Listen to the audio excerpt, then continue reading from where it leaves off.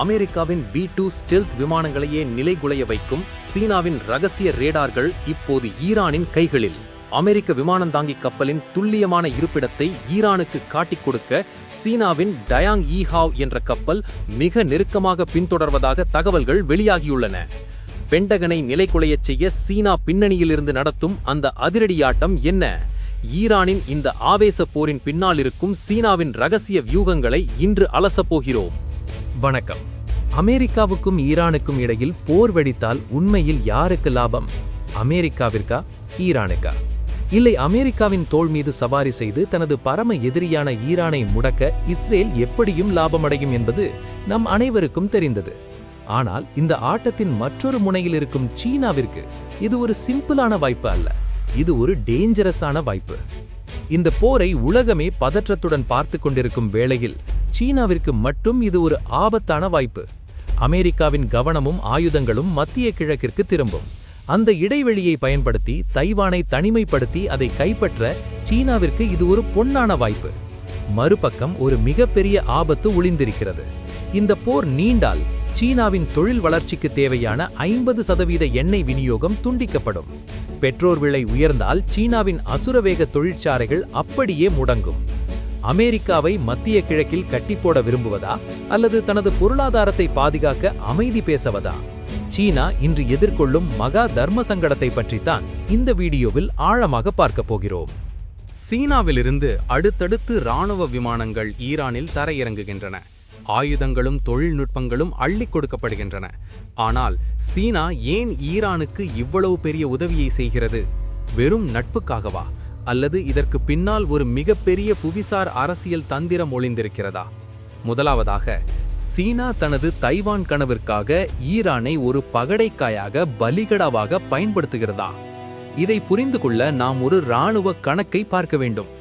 அமெரிக்காவிடம் எவ்வளவுதான் பிரம்மாண்டமான கப்பல் படைகளும் ஆயுதங்களும் இருந்தாலும் ஒரே நேரத்தில் 2 மிகப்பெரிய போர்க்களங்களை சமாளிப்பது என்பது எந்த ஒரு வல்லரசுக்கும் ஒரு மிகப்பெரிய சவால்.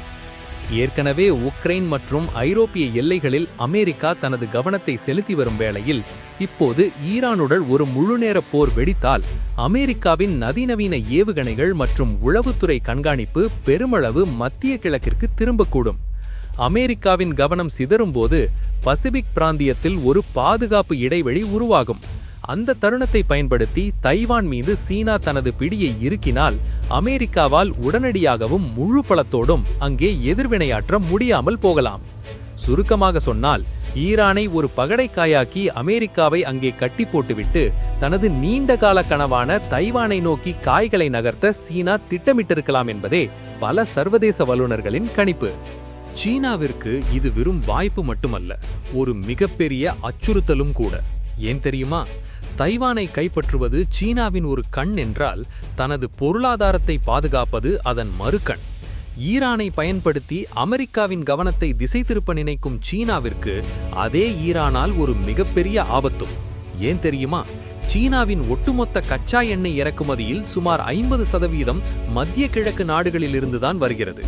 ஒருவேளை அமெரிக்கா ஈரான் போர் தீவிரமடைந்து ஈரானால் ஸ்ட்ரெய்ட் ஆஃப் ஹார்முஸ் மூடப்பட்டால் சீனாவிற்கு வரும் எண்ணெய் கப்பல்கள் அப்படியே நடுவழியில் நிற்கும். பெட்ரோல் மற்றும் டீசல் விலை சர்வதேச சந்தையில் $200 அல்லது $300 தொட்டால் அது சீன பொருளாதாரத்தின் முதுகெலும்பை உடைத்துவிடும். சீனாவின் அசுரவேக தொழிற்சாலைகள் இயங்க வேண்டுமானால் தடையில்லாத எரிசக்தி விநியோகம் அவசியம். போர் காரணமாக எண்ணெய் விநியோகம் துண்டிக்கப்பட்டால் ஏற்கனவே ரியல் எஸ்டேட் வீழ்ச்சி மற்றும் குறைந்து வரும் ஏற்றுமதி காரணமாக தடுமாறிக்கொண்டிருக்கும் சீன பொருளாதாரம் இந்த போரினால் இன்னும் மோசமான நிலைக்கு செல்லலாம். முக்கியமாக சீனாவில் தற்போது அதிகரித்து வரும் இளைஞர்களின் வேலையில்லா திண்டாட்டம் இத்தகைய பொருளாதார சரிவினால் இன்னும் அதிகமானால் அது அந்நாட்டில் ஒரு மிகப்பெரிய உள்நாட்டு புரட்சிக்கும் இன்டர்னல் அன்ரெஸ்ட்க்கும் வழிவகுக்கலாம். இதுதான் சீனா எதிர்கொள்ளும் அந்த டேஞ்சரான முரண்பாடு. ஒரு புறம் தைவான் கனவு, மறுபுறம் மீள முடியாத பொருளாதார சரிவு. சீனா ஒருபோதும் தனது இராணுவ வீரர்களை ஈரானுக்காக போர்க்களத்திற்கு அனுப்பாது. ஆனால் அமெரிக்காவை திணறடிக்க தேவையான தொழில்நுட்பங்களை ஈரான் கைகளில் சீனா ரகசியமாக ஒப்படைக்கக்கூடும். குறிப்பாக அமெரிக்காவின் B-2 ஸ்டெல்த் பாம்பர் மற்றும் F-35 போர் விமானங்களை கண்டறியும் அதிநவீன ரேடார்கள், சிக்னல்களை முடக்கும் எலக்ட்ரானிக் வார்ஃபேர் ஆயுதங்கள் மற்றும் ஏவுகணைகளை வழிநடத்த பெய்டு நேவிகேஷன் என தனது உச்சகட்ட இராணுவ தொழில்நுட்பங்களை ஈரானிடம் சீனா ரகசியமாக கைமாற்றக்கூடும். இதில் சீனாவிற்கு ஒரு மிகப்பெரிய லாபம் ஒளிந்திருக்கிறது.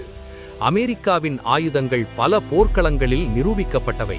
ஆனால் சீனாவின் பெரும்பாலான அதிநவீன ஆயுதங்கள் இதுவரை ஆய்வகங்களில் மட்டுமே சோதிக்கப்பட்டுள்ளன. இந்த அமெரிக்க-ஈரான் போரை சீனா தனது ஆயுதங்களுக்கான ஒரு நேரடி பரிசோதனை களமாக பயன்படுத்தக்கூடும்.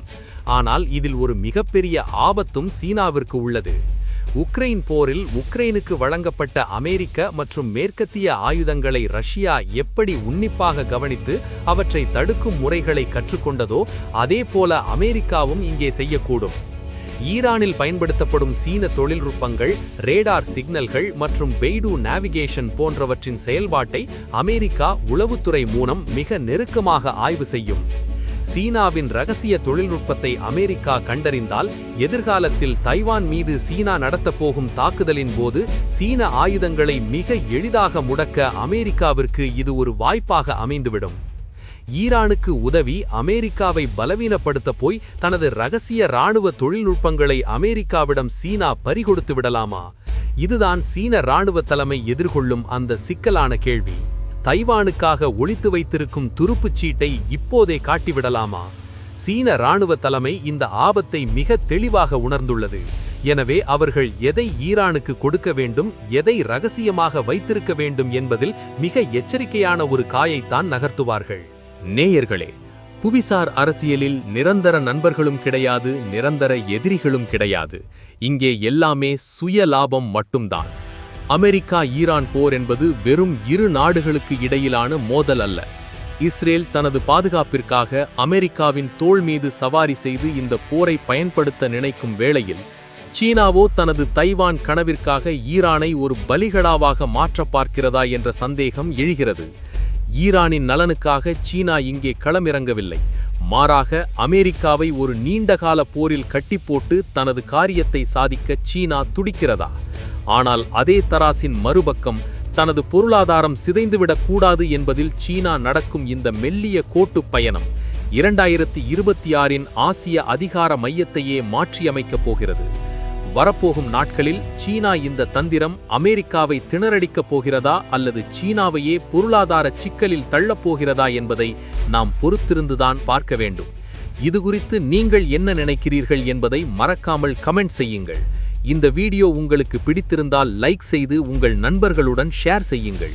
இதுபோன்ற இன்னும் பல சுவாரஸ்யமான புவிசார் அரசியல் தகவல்களுக்கு தமிழ் ஜியோ சேனலை சப்ஸ்கிரைப் செய்யுங்கள்.